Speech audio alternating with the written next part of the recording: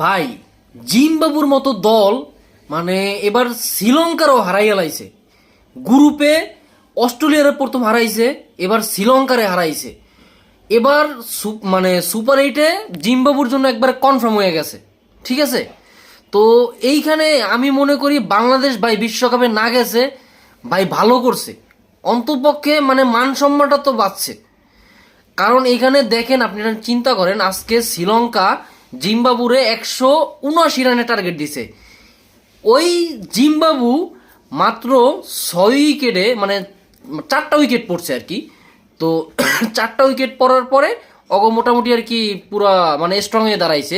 তো পুরো 179 run change কইরা তারপর জিতছে, তাও মোটামুটি প্রায় আপনার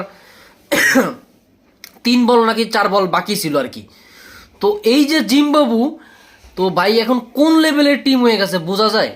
হ্যাঁ, তো এই জিম্বাবু আশা করি যে অন্তপক্ষে জানি সেমি জানি খেলে। হ্যাঁ, তো তার থেকেও আমার বেশি আশা, কারণ জিম্বাবুর এখন যে লেভেলের খেলতেছে হয়তো এবার ওরা বিশ্বকাপেও খেলতে পারে। তবে আমি নিজে থেকে একটু আশা করব, জানি অন্তপক্ষে জানি ওরা সেমিতে জানি খেলে। হ্যাঁ, এই আশাটুক করি। তবে বাংলাদেশ না গেছে ভালো হয়েছে ভাই, মান সম্মানটা বাঁচছে আমাগো, এইটাই আর কি, আর কিছু না ভাই। আমি পুরো অবাক, জিম্বাবু শ্রীলঙ্কারে হারাই দিছে, অস্ট্রেলিয়ারে হারাই দিছে, তাও আবার বিশ্বকাপ মঞ্চে, ভারতের মাটিতে।